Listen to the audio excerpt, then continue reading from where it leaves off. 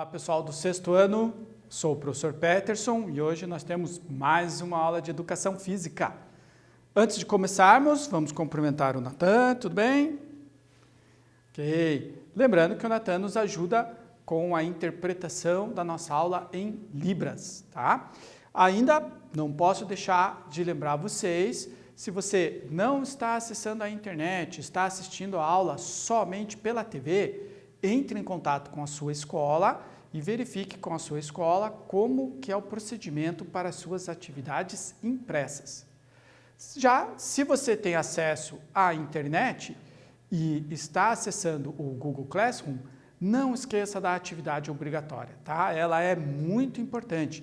É ela que garante a sua frequência, a sua presença nas aulas, tá? Então, não deixe de responder a atividade obrigatória. Ela aparece ali no número 1, quando você abre a atividade no Google Classroom. Certo? Vamos para a nossa aula, então? Lembrar um pouquinho do que a gente falou na aula passada?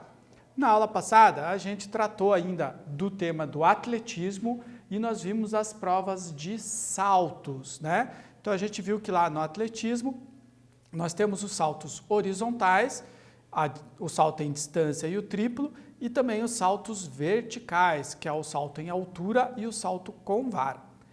Cada atleta tem 3 tentativas para estabelecer a sua melhor marca.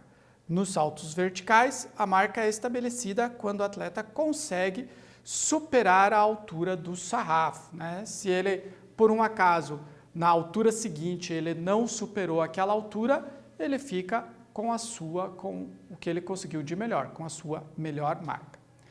Hoje nós vamos continuar no tema do atletismo, mas a gente vai ver um atletismo um pouquinho diferente. A gente vai falar do atletismo paralímpico. O que é isso? O atletismo paralímpico é praticado por atletas com deficiência física, visual ou intelectual. Então, para isso, algumas provas sofrem adaptações para que esses atletas possam realizá-las, tá? Então, vamos entender um pouquinho como que é isso. As competições paralímpicas ocorrem em sequência do término das Olimpíadas. Isso a gente falando aqui da competição olímpica, certo? E na mesma cidade da Olimpíada, aproveitando as instalações utilizadas pelos Jogos, onde são realizadas algumas adaptações para as provas paralímpicas. Então, a Olimpíada Paralímpica ela é tão importante quanto a Olimpíada, né, a Olimpíada normal, certo? Inclusive, o número de atletas às vezes é até superior. No atletismo, nós temos mais atletas participando das provas na Paralimpíada do que na Olimpíada propriamente dito, certo? Com 177 provas e 1.100 esportistas envolvidos nos Jogos Paralímpicos do Rio em 2016, o atletismo foi o esporte com o maior número de competições e atletas no evento.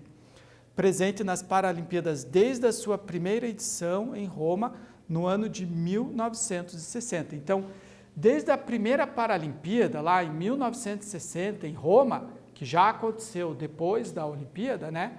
Agora, Rio 2016 foi quando nós tivemos o maior número de atletas participando de uma Paralimpíada. E um recorde especial na prova de atletismo, né? Nas competições de atletismo. Há provas de corrida, saltos, lançamentos e arremessos, tanto no feminino quanto no masculino. Então, as provas são muito parecidas com as provas do atletismo normal, tá? Cada uma conta com suas disputas específicas. Os competidores são divididos em grupos de acordo com o grau de deficiência constatado pela classificação funcional. Então, aqui a gente tem uma primeira diferença aqui, né? Nem todo mundo vai competir junto. Os competidores, os atletas, passam antes por uma avaliação e são classificados conforme a sua deficiência, o tipo da sua deficiência. Então, ele acaba competindo com outros atletas que têm uma deficiência ou uma dificuldade parecida com a dele. Por exemplo, se ele é um deficiente visual, ele vai competir com outros deficientes visuais. Mas se ele, por exemplo, é um atleta que teve um membro amputado, por exemplo, uma perna amputada, ele vai competir com outros atletas que também têm um membro amputado. Então, essa classificação serve para poder reunir os atletas mais próximos das suas dificuldades e das suas capacidades, certo? Vamos então para o nosso primeiro exercício já vamos começar com o exercício já no comecinho da nossa aula, tá? Quais são as provas do atletismo paralímpico, né? O que vai entrar? Apenas corridas, corridas e lançamentos, corridas, arremessos e lançamentos, corridas, saltos, arremessos e lançamentos. Logo no comecinho, eu citei para vocês quais eram as provas que entravam no programa paralímpico. Então agora, vamos ver se você consegue lembrar. Se não conseguir, pesquise lá no Google ou no material da nossa aula. A gente volta daqui a uns minutos.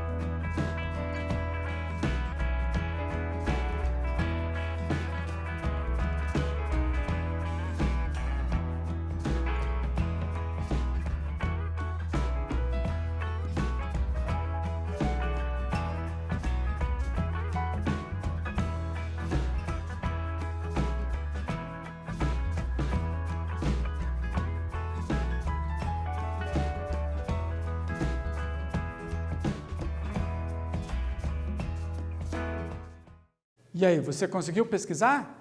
Vamos corrigir então o nosso exercício? Olha só, no atletismo paralímpico, nós temos provas de corrida, de saltos, de arremessos e de lançamentos, assim como no atletismo normal. Então, as provas são praticamente as mesmas, com algumas adaptações. A gente já vai ver quais são, certo? Nosso exercício 2. Como os para-atletas são divididos nas provas? Somente masculino e feminino? De acordo com o grau de deficiência constatado pela classificação funcional, somente pela classificação, e daí homens e mulheres se misturam, né, competem um com o outro, ou masculino e feminino, e ainda de acordo com o grau de deficiência constatado pela classificação funcional. E também só de acordo com a sua idade. De novo, vocês vão ter um tempinho para responder. Daqui a uns minutos nós voltamos.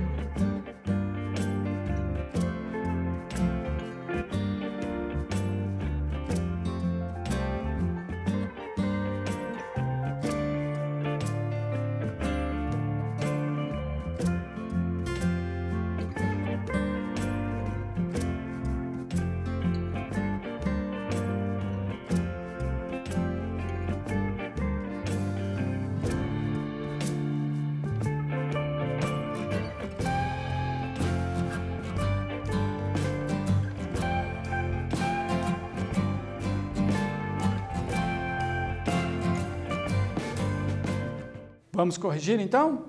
Como que é feita essa classificação dos atletas paralímpicos? Como que eles são divididos nas provas? Então, eles são divididos, primeiro, masculino e feminino, né? Homens e mulheres competem separados, e ainda de acordo com o grau de deficiência constatado pela classificação funcional. né? Essa classificação funcional, ela existe exatamente para que as competições sejam mais justas, que os atletas estejam em grupos, né, com basicamente a mesma capacidade funcional, ok? Provas de pista. Então, a gente já aprendeu que as provas de pista são aquelas provas de corrida, vocês lembram, né? Por que são provas de pista? Porque são as provas que acontecem na pista de atletismo. Então, quando nós falamos de prova de pista, nós estamos falando das corridas. Então, quais são as corridas que são disputadas no atletismo paralímpico? Então, nós temos as corridas de velocidade primeiro, aquelas de distância mais curtas, 100 metros, 200 metros e 400 metros. Também nós temos o revezamento, 4 por 400 e 4 por 100. Vocês lembram que é o revezamento, né? É uma equipe com 4 atletas, cada atleta corre um trecho da prova. Então, se são 4 por 100, cada atleta vai correr 100 metros. Daí passa o bastão para o seguinte, que corre mais 100, e assim eles vão passando o bastão, certo?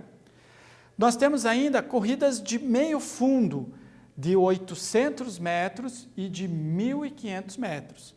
E as corridas de fundo, que são aquelas mais longas, né? 5.000 metros e 10.000 metros. Então, essas são as nossas corridas das provas de pista. Nós ainda temos as provas de rua, a maratona, conhecida já nossa, com os seus 42 quilômetros, e uma meia maratona com 21 quilômetros. Você sentiu falta de alguma prova? Você lembra quais as provas que nós tínhamos de pista lá no atletismo normal? Lembra o que não aparece aqui?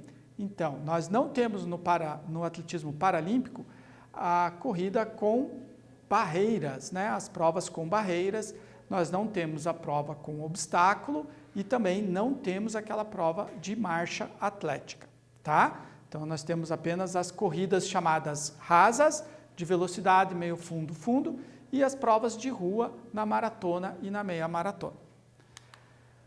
Nas provas de campo, vocês lembram quais são as provas de campo? Os saltos, os arremessos e os lançamentos. Então, nós temos o lançamento do disco e do clube. O que é o clube? O clube é um bastão que, na verdade, substitui o arremesso do martelo. Lembram que a gente viu umas aulas atrás sobre o arremesso do martelo? Então, no atletismo paralímpico, sai o martelo e entra o clube, que é, na verdade, um bastão, tá? Ainda o lançamento de dardo, o arremesso de peso, o salto em distância, o salto em altura e o salto triplo. Percebeu falta de algum salto? O salto com vara, né? Então, também nas disputas paralímpicas, nós não temos o salto com vara, ok? Então, essas são as provas disputadas no programa paralímpico. Agora nós vamos falar um pouquinho das classes no atletismo. Vocês viram lá que os atletas são divididos em classes, né? Então, os competidores são divididos em grupos de acordo com o grau de deficiência constatada pela classificação funcional. Os que disputam provas de pista e de rua, velocidade, meio fundo, fundo e maratona, e também aqueles que disputam o salto em distância, levam a letra T de track em sua classe. Essas, então, são as divisões das classes. Então, vamos das provas de pista, tá? Que é o track.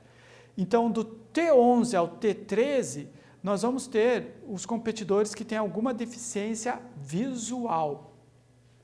O T20 é para os competidores que têm uma deficiência intelectual. Do T31 até o T38 são aqueles que têm paralisia cerebral, tá? Algum tipo de paralisia cerebral. E do 31 até o 34 são os que precisam usar cadeira de rodas, são cadeirantes, certo? O T40 e o T41 é a classificação para os anões, aqueles que sofrem de nanismo, tá? O T42 até o T47, deficiência ou amputados nos membros superiores ou inferiores, que teve um braço, uma mão, um braço ou uma perna amputados. O T51 até o T54 também se refere aos amputados, mas é aqueles que precisam de cadeiras de rodas, que tiveram, por exemplo, as duas pernas amputadas, ou que têm uma deficiência e não conseguem andar, precisam usar com a cadeira de rodas, tá? E o T61 até o T64 são amputados de membros inferiores, mas que utilizam no lugar do membro, no lugar da perna, uma prótese, ok?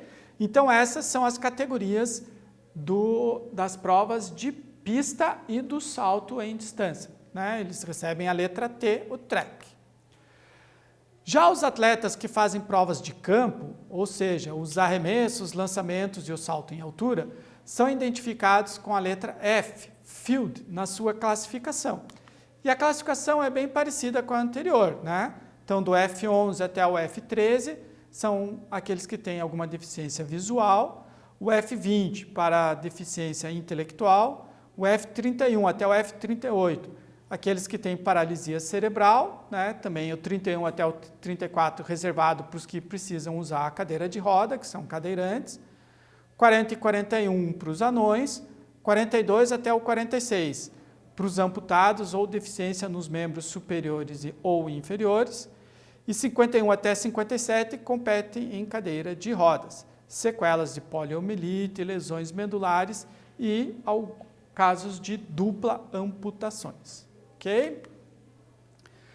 Para os atletas deficientes visuais, as regras de utilização de atletas guia e de apoio variam de acordo com a classe funcional.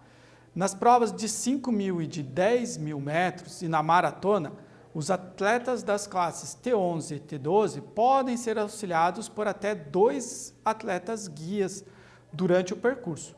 A troca é feita durante a disputa. O que é isso do atleta guia?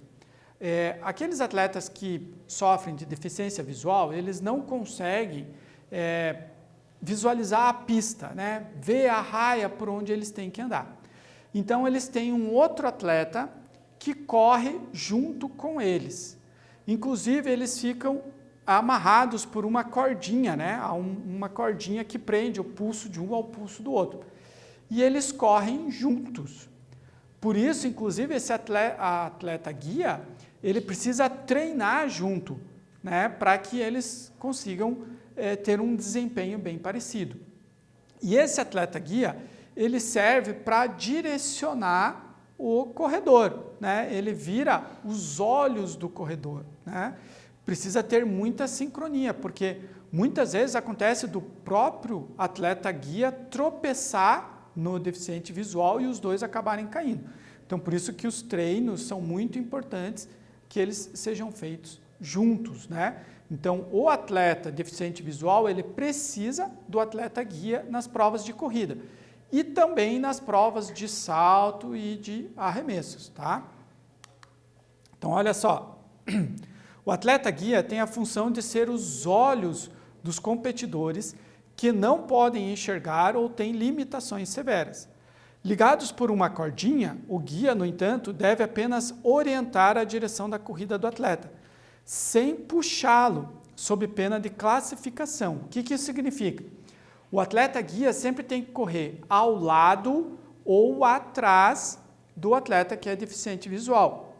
Ele não pode correr um pouco mais à frente do deficiente visual e vir puxando esse atleta, tá? Se a arbitragem percebe que ele está tendo essa conduta, aquele atleta ele é desclassificado, tá? Então, esse movimento não pode ser. Ele só pode correr ao lado ou um pouquinho atrás do atleta deficiente visual. Apesar de treinarem sempre juntos e de se ajudarem também nos bastidores das competições, o guia só passou a subir ao pódio e a receber medalha a partir dos Jogos Parapan-Americanos de Guadalajara em 2011. Então, antes, quem recebia a medalha era só o atleta deficiente visual, apesar de todo o auxílio, de toda a ajuda, de todo o treinamento que ele precisou fazer com o atleta guia. A partir de 2011, da competição do Parapan e depois nas outras competições seguintes, o atleta guia começou a subir também ao pódio junto com o atleta deficiente visual e recebe também uma medalha por conta do que ele fez junto com esse atleta deficiente visual, né? Valorizando esse trabalho tão importante dos atletas guia. Terceiro exercício nosso, então, na aula de hoje. Por que os atletas no atletismo paralímpico são divididos em classes? Tá? Para que a competição fique melhor organizada? Para evitar confusões? Para promover um equilíbrio funcional entre os competidores? Ou para separar os mais fortes dos mais fracos? Né? A gente falou diversas vezes sobre essa classificação funcional dos atletas. Então, agora a questão é essa. Por que eles precisam ser separados ou divididos de acordo com essa classificação funcional? Vocês terão uns minutinhos aí para responder, daqui a pouco a gente volta.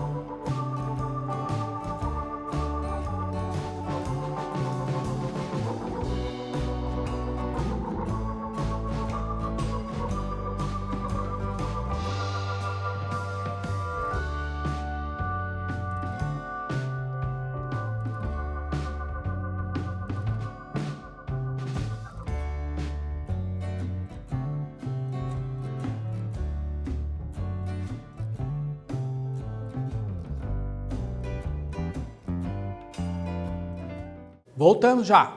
Você lembra por que da classificação funcional? Vamos corrigir o nosso exercício então? Olha só. Para promover um equilíbrio funcional entre os competidores, né? Vai colocar os deficientes visuais para competir juntos entre eles, né? Aqueles que precisam competir, por exemplo, em cadeira de roda, eles vão competir com outros atletas que também precisam da cadeira de roda. Se isso fosse misturar, a competição ficaria muito desigual, né? Então, por isso, as classes funcionais servem para que os atletas fiquem melhor divididos, de acordo com a sua funcionalidade, para que a competição seja mais justa, certo? Nosso quarto exercício de hoje. O que prevê a regra para os atletas deficientes visuais? Eles podem fazer o uso de bengalas na prova para eles poderem encontrar o caminho? Eles devem utilizar vendas, né? Todo mundo, para ter certeza que ninguém vai enxergar nada? Eles devem utilizar atletas guias ou eles não devem utilizar nenhum tipo de ajuda? Sair correndo e tentar achar o caminho sozinho. Eu acho que essa você já sabe, né? Mas mesmo assim, eu vou dar um tempinho e daqui a uns minutos nós voltamos.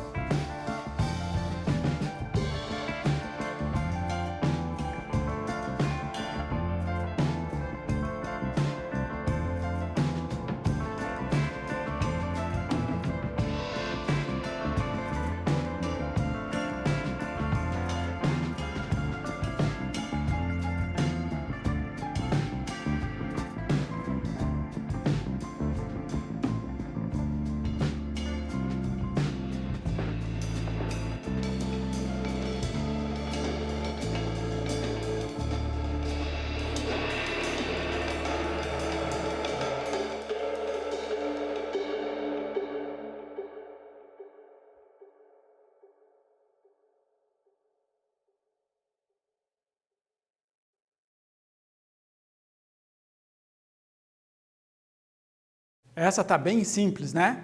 Nós falamos agora há pouquinho sobre essa situação, né? Dos atletas deficientes visuais, né? Eles devem utilizar atletas guias que servem para orientá-lo no caminho, né? Essa é a função do atleta guia, ser os olhos do atleta deficiente visual e orientá-lo na prova, tá? Nas provas longas, como a gente viu ainda, ele pode até trocar, né, de ter 2 atletas guias para acompanhar o deficiente visual. Nessas provas mais curtas, é um atleta só, né? E o treinamento sempre é feito junto com esse atleta guia, né? Eles viram quase irmãos. Vamos revisar então um pouquinho, relembrar o que nós vimos na aula de hoje? Né? Hoje a gente viu um esporte simples, muito conhecido, mas que sofreu muitas adaptações para possibilitar a prática também de pessoas que têm algum tipo de deficiência, né? Então, o atletismo paralímpico é praticado por atletas com deficiência física, visual ou intelectual. Os atletas são divididos em classes após uma avaliação funcional. E a gente entendeu bem o porquê dessa avaliação funcional, né? Para garantir uma competição mais justa, provas mais justas, resultados mais justos, tá? São disputadas provas de pista, de rua e de campo. Como vocês já conhecem o que é isso, eu não preciso repetir, né? O que são provas de pista, de rua e de campo. Por fim, olha só, eu trouxe aqui 3 vídeos, né, para vocês entenderem um pouquinho mais sobre sobre o atletismo paralímpico. Infelizmente, não tem como eu passar os vídeos aqui para a gente assistir, por causa do tempo que nós temos de aula. Então, eu trago aqui a dica, trago o link, e eu gostaria que vocês aí em casa assistissem esse vídeo. Vamos dizer que é a nossa lição de casa, combinado? Então, no primeiro vídeo, ele vai explicar um pouquinho mais como que é essa classificação dos atletas, tá? Como que eles são classificados, isso que nós repetimos várias vezes aqui, a classificação funcional, tá? E depois aqui tem 2 provas que eu gostaria muito que vocês assistissem. Uma prova, um dos vídeos é uma prova de atletas deficientes visuais, então vocês vão poder ver como é a função do atleta guia, e o outro vídeo é uma prova de uma prova de pista de atletas cadeirantes. Então vocês vão ver que a cadeira que eles usam é bem diferente da cadeira de rodas normal que a gente conhece. Ela é uma cadeira especial que alcança altas velocidades, né? É quase uma bicicleta, tá? Então eu gostaria muito que vocês assistissem os vídeos, tá?